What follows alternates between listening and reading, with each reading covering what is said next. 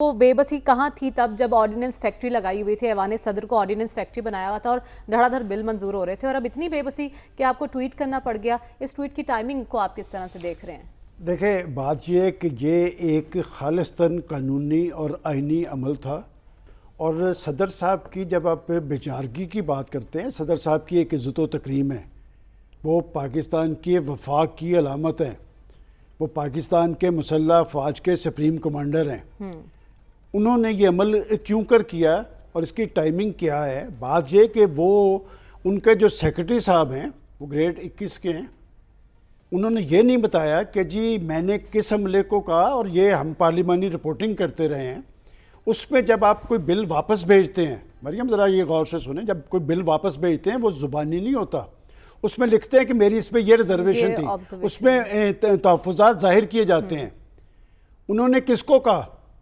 بھئی یہ سارا کچھ تو وہاں پر یہ تحقیقات تو ایوان صدر کے اندر ہونی چاہیے. کون کرے گا؟ اور میں اس لیے کہہ رہا ہوں کہ جناب صدر نے جو کام کرنا ہوتا ہے، آپ نے تو آرڈیننس فیکٹری کی بات کر دی، انہوں نے یہ اسمبلی توڑ دی تھی، اس لیے کہ وہ پاکستان کے صدر نہیں تھے بن رہے، وہ تحریک انصاف کے صدر تھے. اور وہ جو ابھی کہا گیا یہ درست ہے کہ سائفر کا ایشو جس پہ بتایا گیا کہ قومی سلامتی کمیٹی، اور یار جس سائفر کو ایشو بنا کے آپ نے پاکستان کے اندر غدر مچانے کی کوشش کی، آپ نے تو سارے بیانات واپس لے لیے.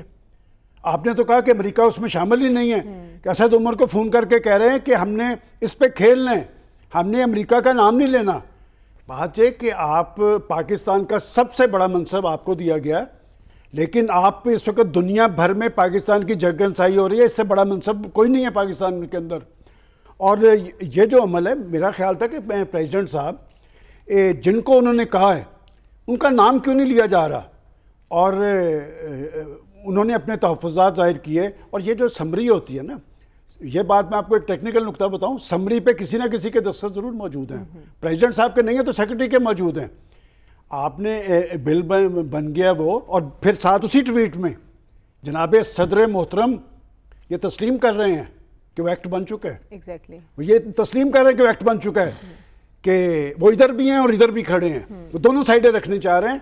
دیکھیں، میں پھر کہوں گا کہ میں ذاتی طور پہ ان کی بہت عزت و تکریم ہے پاکستان کے اندر، ان کو یہ کھیل اس وقت نہیں کھیلنا چاہیے تھا. اس وقت پاکستان کے اندر ایک تناؤ کی، ایک ٹکراؤ کی، ایک محاذرے کی ایک نئی کیفیت طاری ہے. اور جیسے کہا گیا کہ پاکستان کے اندر اکنامک صورتحال جو ہے، میرا خیال جو بندہ جتنے بڑے منصب پہ ہو اسے اتنا زیادہ ذمہ داری کا ثبوت دینا چاہیے.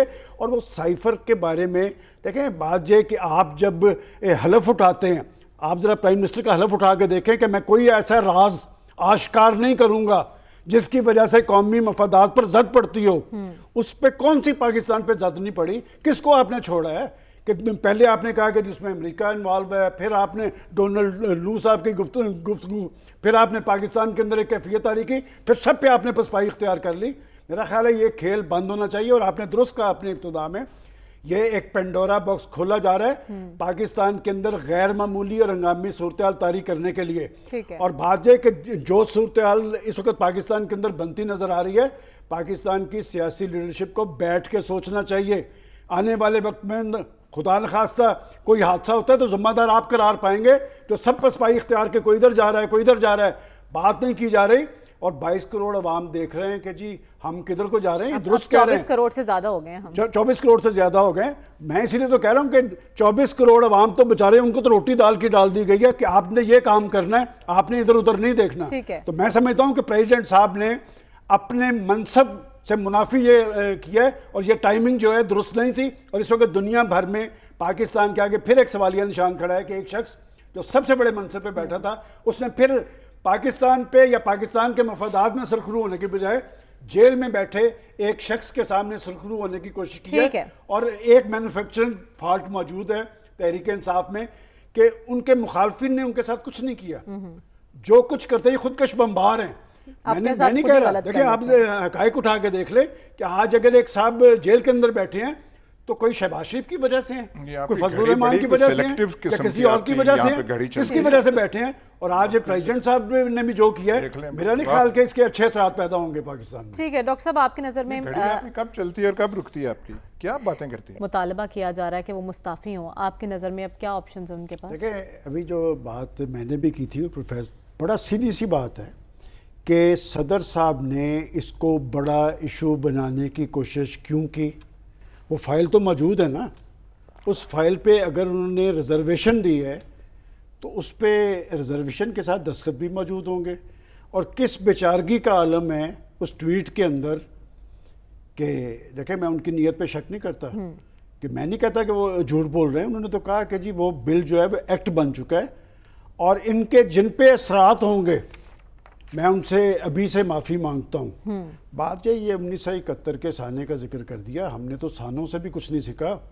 और जिनकी बात वो राइट विंग जमात की कर रहे हैं, वो बेचारे आज तक उस फौज से और उस मुल्क से कमिटमेंट की बुनियाद पर फांसियाँ ले रहे हैं और हम यहाँ पर बैठ कर उनको टारगेट कर रहे हैं। ज़रा अंदाज़ा लगाएं, ये हमारे हिब्बुल-वतनी के तकाज़े थे कि हम मदारों का हिस्सा भी थे और हम तमाशा भी बना रहे हैं। मतलब ये चीज़ें जो हैं, ये पाकिस्तान के अंदर ये जो इंतशार और खलफशार है ना, ठीक है। ये क्यों कर पैदा हुआ?